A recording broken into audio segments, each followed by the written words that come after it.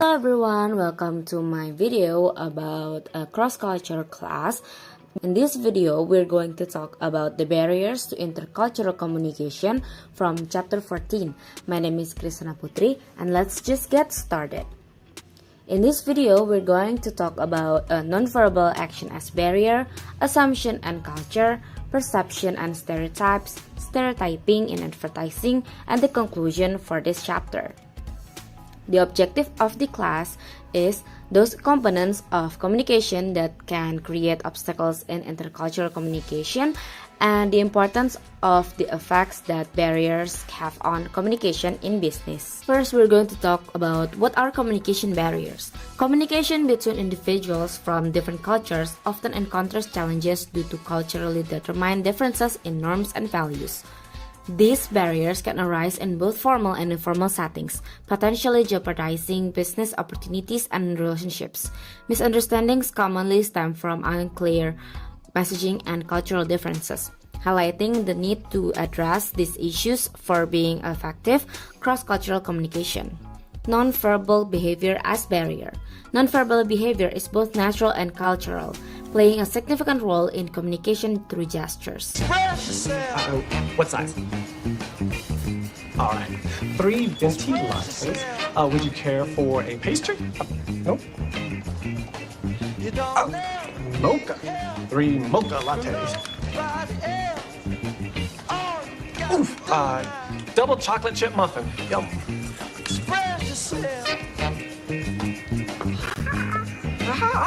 You have 3 Paul McCartney CDs. Awesome. I love the Beatles. They are my life. So assassination. Facial expressions, posture, and physical distance. It can complement, replace, or even contradict verbal messages, adding communicative value beyond words. Meta-communication and non-verbal communication. Meta-communication involves conveying messages about the communication process or the relationship between participants, often through non-verbal cues. These include gestures to fill in missing information, emphasizing verbal messages, or replacing spoken language in certain situations. Influenced by personal, social, and cultural factors, nonverbal behavior's meaning varies across culture, adding an intercultural dimension to face-to-face interactions. Nonverbal interaction. While some facial expressions like anger, sadness, and fear are universal, their causes and interpretations can differ across culture. Gestures, being culturally acquired, vary widely. For example, nodding or shaking the head may have opposite meanings in different cultures. Misinterpretation of nonverbal cues can disrupt communication, as gestures often reflect a culture's collective mentality. For instance, a gesture for being fed up stops at the head in France, but at the neck in Netherlands. Nonverbal communication barriers in business. Language differences and nonverbal communication are key sources of a misunderstanding in cross-cultural interaction. Verbal misunderstanding arise from challenges in conveying nuanced meanings, even among native English speakers from different countries. Nonverbal communication also varies significantly. For example, the French use expressive gesture involving their whole upper body, while the Dutch typically limit gesture to arm movement, leading to potential misinterpretations of emotion. Silence, too, is culturally contextual, valued as respectful in many Asian cultures, but often seen as uncomfortable or impolite in Western contexts. Assumptions and culture. Cultural assumptions evolve as response to fundamental human problems and are shaped by cognitive or thinking, affective or preferences, and directive or choices dimensions.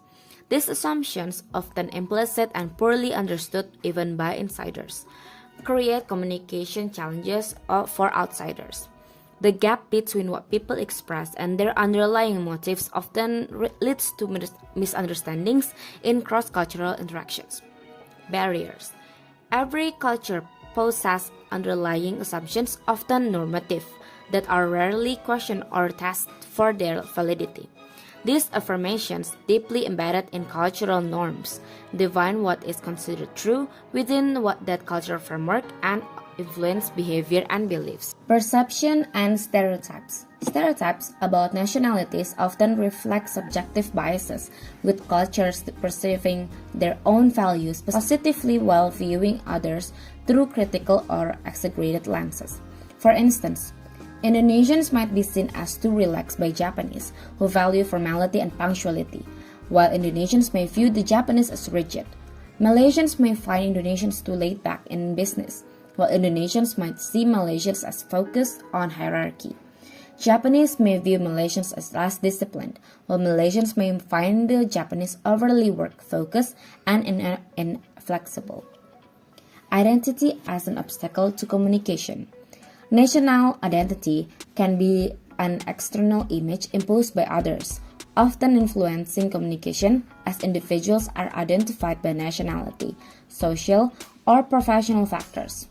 Ethnocentrism, the tendency to view other cultures through one's own, can create identity conflicts and lead to stereotypes and prejudices. Stereotyping in advertising.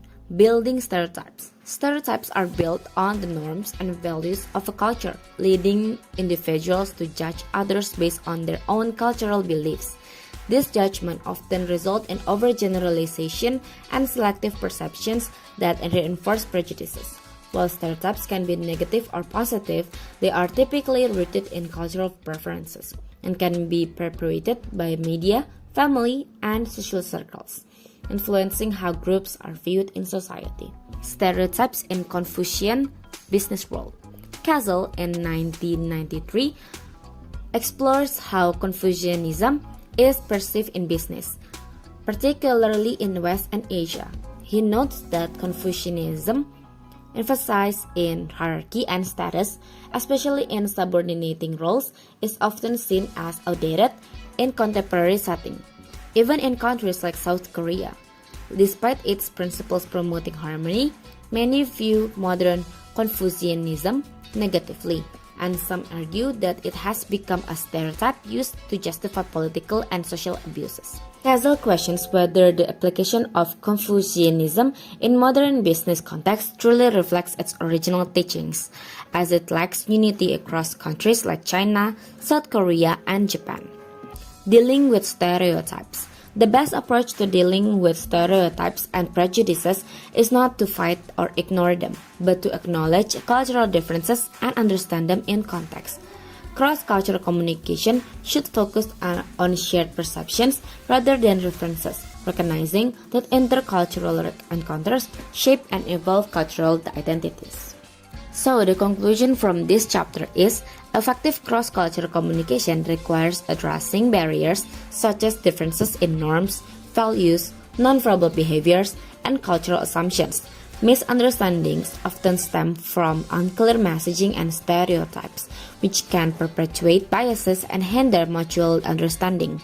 By fostering cultural sensitivity, appreciating diversity, and adapting communication strategies, individuals can bridge gaps and build stronger connections in a globalized world.